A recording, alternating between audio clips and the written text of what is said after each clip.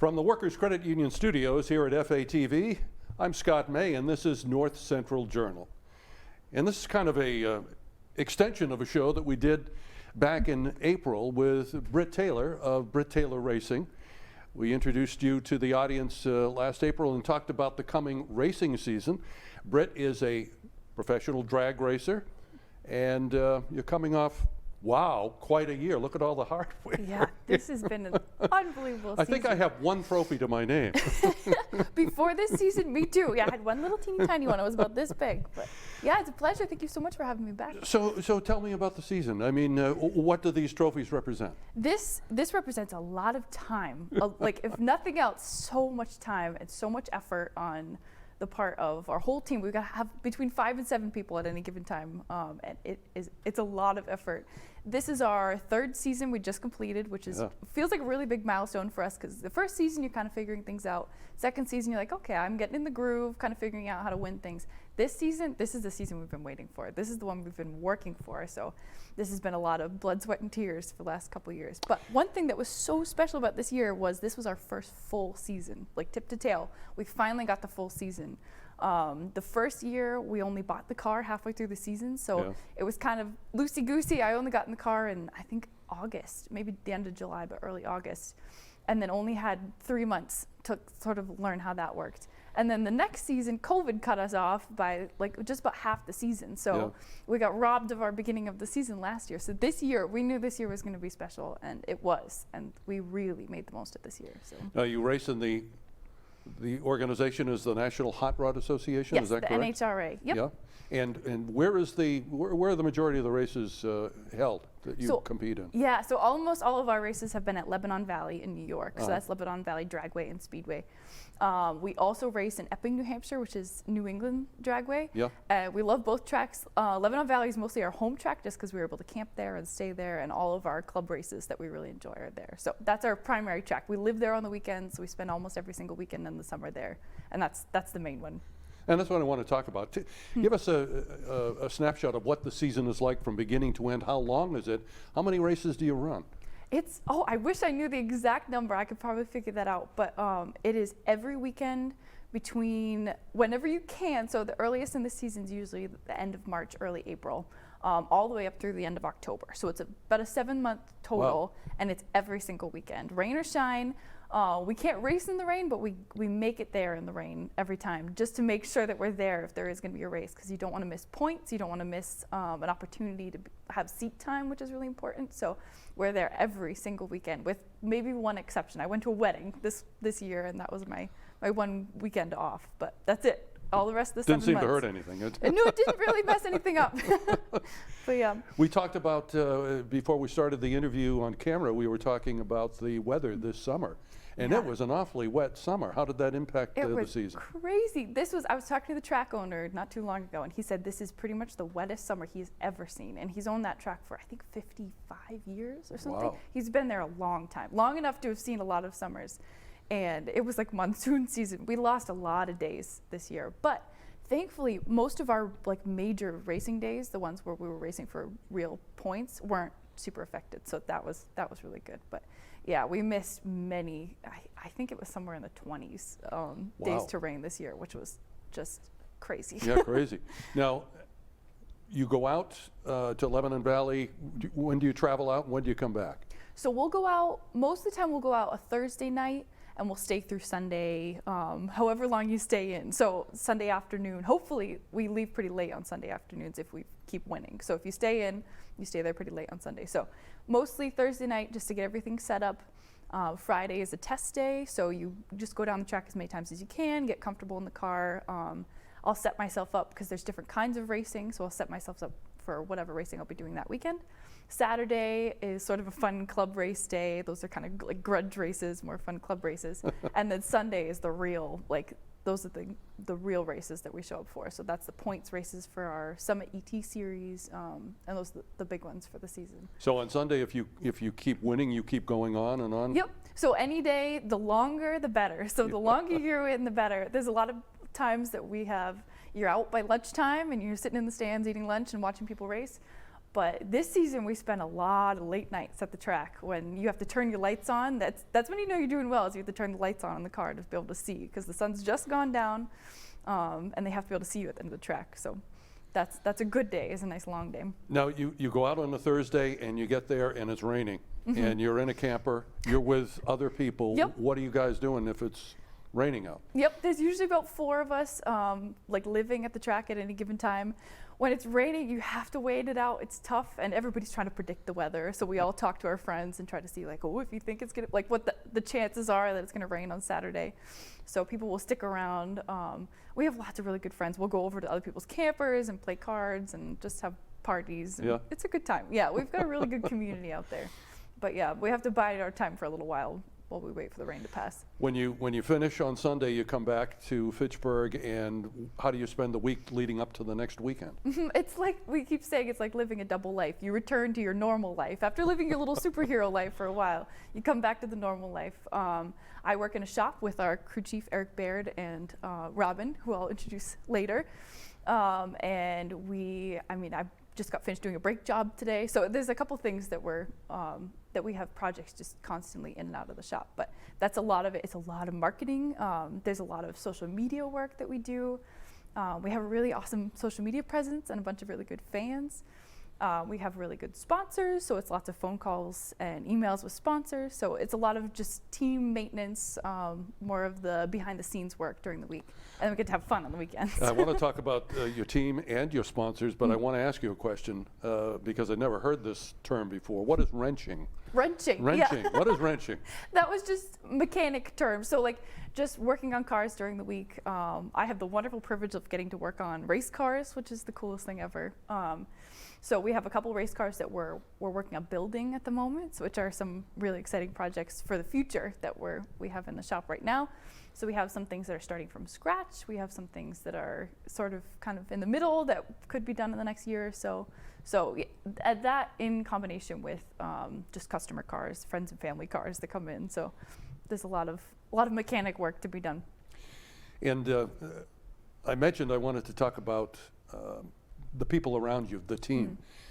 I'm a big believer in any kind of success usually is not an individual accomplishment. It usually takes support from others. In this case, a race team. Tell me about your team and what they mean to the success of Britt Taylor Racing. That is absolutely the case with our team. This entire endeavor could not be done without every single person that we have had along the way. And one of the really good signs that we're doing something well is that we keep bringing in new people that we love, who are just tremendous, who bring new skills, new ways of doing things that have enhanced our program. Eric, our crew chief, brings a lot of mechanical knowledge just from years of working on cars. He's worked on race teams before. This isn't his first rodeo. Robin does a lot of our social media, does a lot of our marketing, takes really good care of us at the track, just keeps everything in order. It helps to have a brain that's kind of keeping things from getting too crazy. So it's just cooking. Robin wears a lot of hats. Richard, our team owner, takes very good care of us, is such a good boss. We're so lucky to work for him and be part of this team. We have Cody, we have Fader, we have our friends at the track, the Acarneros. We have this unbelievable group of people who just take really good care of us and who bring a lot of incredible mechanical knowledge to the table. One of the really big highlights of this season was coming together with new people, and especially our beloved John Acarnero has just years and decades of mechanical experience and saved us a lot of grief and a lot of trouble, because when things break down at the track, you are lying in the grass with the little tiny wrenches and you're holding a little flashlight and you're just trying to imagine what could possibly be wrong. And to have people who've been doing this a long time makes a world of difference. So this team is crucial. We need every single person. Now, if we go beyond that, family support, you're gone weekends all summer long. For 7 months, and yeah. you do have a significant other. I do. Married a few years ago. How does your husband handle you being away? Does he travel with you? My husband is a champion. He is wonderful. I appreciate him so much. He does travel with us occasionally. He'll stay with us on some weekends, the ones that he can make it away from work. And that's been wonderful. He actually made it out a lot more this season, which was really, really nice to have him. He's a very good support system. I know it hurts his heart to watch me go down the track sometimes. It's tough to watch somebody you love go down the track sometimes because there's a little bit of danger involved, just enough that it does make you nervous. But no, he's been wonderful. Holds down the fort when I'm gone, and I live out of a suitcase for about 7 months, so he takes that, like laundry and everything. There's so many things, so I really, really appreciate everything that he's done. Has kept me at least able to do this for a long time. And have your folks come around to being Britt Taylor fans too? They have, yes. They've been the biggest fans since the beginning, but very cautiously and tentatively. My mom's been very nervous about my safety, as moms often are, since the beginning. But they are some of our biggest fans, both on the Facebook page and on the track. My in-laws actually have been out to the track many times and have watched quite a few times and are really getting the lingo down of drag racing. So now at the dinner table, we get to talk talk some shop, which is really fun. So yeah, this season especially has been really good for that. Now you mentioned sponsors, and having worked in broadcasting for many years, and also here at FATV, even though we're a non-commercial entity, we do have business relationships that are very important to what we do here. Tell me about those that are supporting Britt Taylor Racing. Yeah, we, like the team, we could not do this without the sponsors that we have. We have some that have been with us since before I've even sat in a car. So it was before they knew we were going to be anything significant, there have been people with us. So some of the local people who've been so strong and so helpful are Bomaco, which they're right down the street, they're right on River Street. Jim takes very good care of us. We have Fro Show Customs. He builds motorcycles. He's also on River Street. He's been doing a lot of our vinyl. He's been so helpful. We have lots of local people, Halstead Insurance. We've got Car Financial, Evans and Spectro. So Evans Waterless Coolant and Spectro Oils have been two of the biggest, and they've been with us a long time. And those are products that we genuinely could not live without. That creates a level of consistency that we actually seriously rely on, and that made a big difference this season. Go Figgy that is a figurine company, and that one's also local, and they have taken incredibly good care of us since before we even started everything. So yeah, we have myriad more. I'm thinking of all the others, but just a long list of people who have taken incredibly good care of us. Are they all represented on your racing outfit? Yeah? Yep, we've got all the logos, all the sponsors. Yep, they're all over the Facebook page, but yep. So that's good people. The team, the sponsors, all part of your success, particularly this season. Were you surprised? That's one thing I wondered. This is your third year racing. Did you surprise yourself? This was a very surprising outcome for this season. And I'd love to say that we were like, oh, we knew we had this in the bag. Like, we knew we had this season already. But honestly, when you look at it at the beginning of the year, you get back in the car after being out of the car for about 5 or 6 months. You haven't touched anything in a while, and you're sitting there and you go, okay, I hope I remember how to drive this thing. And you kind of get back into the groove and things are okay.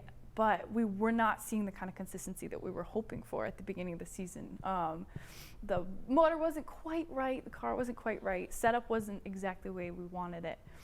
But we took the motor out and got it. We pulled the motor in the middle of the season, which is a little bit of a crazy move. Brought it out to a friend out in New York and had him go over it. We worked on it, got everything back together, all nice and clean, so we knew we could trust it. And we saw results instantly. And I got very comfortable in the car, had some really good wins that were really good learning experiences, and just took off from there. So that was about July, I'd say. And then the months that followed after that were really successful. We just had, but at the beginning of the year, we weren't necessarily sure how it was going to turn out. We were hoping for the best, but this is the best possible outcome we could have hoped for. This is really, really good. So you're officially now in the off season, in between this season and the coming racing season in 2022. So what do you do in the off season? It's an interesting time. It's a lot of work, and we always forget this because during the year or during the summer you spend so much time on the car at the track. It's a lot of physical labor. It's a lot of time, and you come back and this is a totally different kind of work. So this is phone calls, this is emails to sponsors. We're right in the middle of sort of writing our Christmas letters and our wish lists to our sponsors right now, which is a big it is very important for next season. So we're putting all our ducks in a row for next season, lining things up. So it's a period of transition, but it's also a period of hopefulness and excitement about next year. And we get to make some plans and make some big dreams for next year. So we got a lot in the works. Yeah, let's talk about the dreams. I'm wondering, now that you've accomplished as much as you've accomplished in such a short period of time, where does Britt Taylor go from here? Well, one thing I've talked about since the beginning, and the team has always been in the heart of the team, is to teach. We would love to bring new people into this team. We've talked about expanding the team for a very long time, especially for women. We'd love to reach out and grow the team as a group of women, teach women how to work on cars, just be better mechanics, and just it's a very empowering sport. It's a really exciting sport, and it's sort of an aging sport. So there's not a lot of young people coming in at the rate that there used to be, and I would love to see more young people, more women, just more people in general grow to love this sport and be empowered by it, because it really is exciting. So that's the big overarching dream at the moment, is just to expand and to grow, and we're really looking forward to that. Now, you mentioned you're working on a couple of other race cars. Yes. For yourself, or is this part of the expansion? This is more part of the expansion plan, because one person can only drive so many cars. Yeah, but right. I mean, I'd love to. I'll take it. But at the moment, yes. So that would be for the goal of moving forward, having more people part of the team, and also just kind of expanding the team, the program that we offer. This car is built very well and is set up really, really well for this one class. But we could potentially build cars that are designed more for other classes within drag racing. There are a lot of flavors of drag racing. We race what's called bracket style racing, which I could get all nerdy about and into. But I could talk forever. But there are other styles that are more speed oriented, or the competition is just different. So we have the opportunity to build cars for different events, and that would be really cool too. Well, we talked so much about Britt Taylor Racing and the team behind you. We're going to take a brief break and get a couple of members of your team out here to talk to them a bit. And we also want to talk about how people can follow you on social media, and things like that. So why don't we take that break and get a couple of folks out here to join us, and we'll be right back.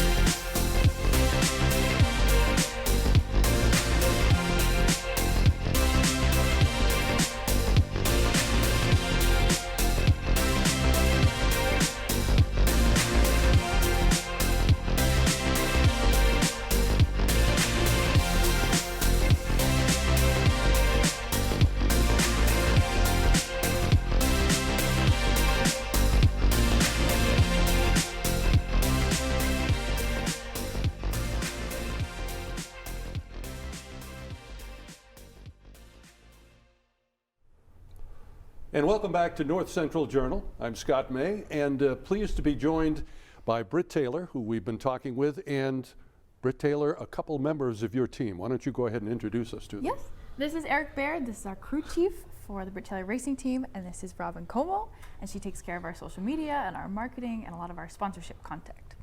So Eric, what exactly is your role on this team? You've got a title, but what do you do? Everything. Yeah, okay. But we were just actually having a conversation. Jack of all about trades. that earlier. You kind of have to be. I mean, but as a crew chief, my job is to make sure that the car is ready, that it's safe, that all the safety gear is taken care of, and we check on track conditions and run the crew essentially, and make sure that the car is going to do what it's going to do. Make sure the driver is happy and fed and focused. And then during racing, we look at all the numbers during the day as we're moving forward and kind of discuss what it is we're going to do. You know, if you win a couple of rounds, then you got to start really thinking about some strategy. Yeah. Now, you've both been with Britt since day one. Did the season surprise either of you? It surprised Britt. Did it surprise you? I don't know. I think, yeah, definitely. We're definitely surprised. Yeah.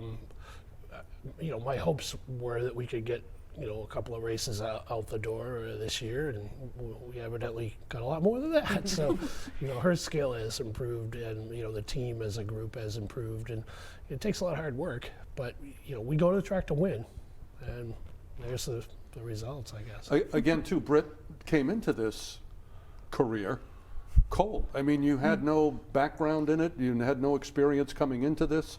You hit the ground running.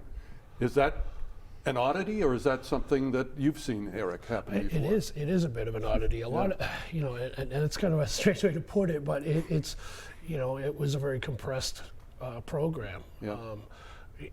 Most of the time, these racers and drivers come up through racing families. Exactly. So, grandpa raced and dad raced, and you raced as a kid in a go-kart or something like that, and moved your way up. So to start from zero, it's a big accomplishment, especially to be a champion in 3 years. This competition is tough. Now, Robin, Britt mentioned you handled the social media aspect of things, along with a lot of other things. But tell us about that and how people can follow Britt and how that is growing. Well, we all do a little bit of everything. I certainly don't handle social media all on my own, but we've been really lucky to have a lot of people just fall in love with her and the team and everything we're doing. We were so excited when we got over 20,000 followers on Facebook a few months ago, and then just recently we had a big boost, and we're just about to hit 40,000. Wow. We're actually real close to 1,000 on Instagram now too. That's growing really well. We've got a YouTube channel. Everything is Britt Taylor Racing. Facebook and Instagram are at Britt Taylor Racing. We'd love to have more people come and follow us and come along for the ride. It's fun and it's exciting. We all really like each other. We love what we're doing. It's fun. And it's a fun thing to watch and be part of. Do we have Britt Taylor Racing T-shirts that people can order? We do. We We have do. T-shirts We do. and we We're have working on it, hats, and yeah. we're working on setting up a store. So Great, great. Yeah. That's Yeah. great to hear. Over the next few weeks, that stuff should be available. We've got stickers and hero cards and T-shirts and hats, and there'll be a few other things coming out. It's not available quite yet, but we're getting close to that. Our crew is actually modeling the shirts at the moment. Oh, yes. Very nice. It's one of the These are designs. the original shirts. Yep. Yeah. I got to get me one. Yeah, Yeah. they're vintage now. Indeed. Right. Yeah, this will be a vintage shirt. Eric, you and I are about the same size, so I know I can Yeah. get one that will fit. Yeah. Yeah, that's true. Just hold them down, offset, and grab it. Yeah. We'll definitely get you one. Well, I want to thank you, all of you. Britt, great talking with you again, and our congratulations from FATV on your success, the wonderful season you've had. Local kid makes good. That's a great story. Fitchburg State grad. And we're looking forward to the coming season, as I'm sure you are. Well, thank you so much. Thank you always for having us. We appreciate it. Yeah, indeed. Thanks, Thank you. Yeah. Thank you very Thank you. much.